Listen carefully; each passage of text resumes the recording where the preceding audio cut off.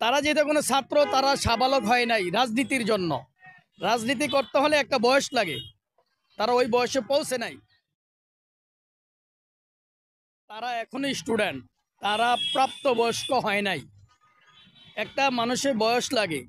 রাজনীতি মুক্ত ছাত্ররা থাকলে তারা এই দেশ ভালো লেখাপড়া করে যখন তারা বয়স প্রাপ্ত হবে, লেখাপড়া শেষ করবে, তখন তারা যদি রাজনীতির মাঠে আসে, তাদের জন্য রাজনীতি করাটা, দেশ চালানোটা সহজ হবে।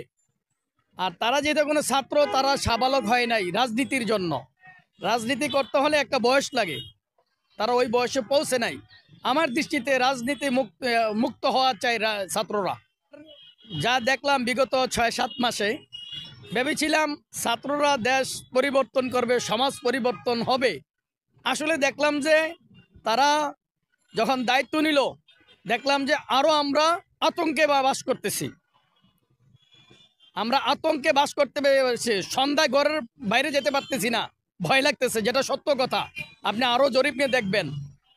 তো ভেবেছিলাম তারা ভালো করবে, তো দেখলাম যে তারা ভালো করেনি, আমরা আগেই ভালো ছিলাম।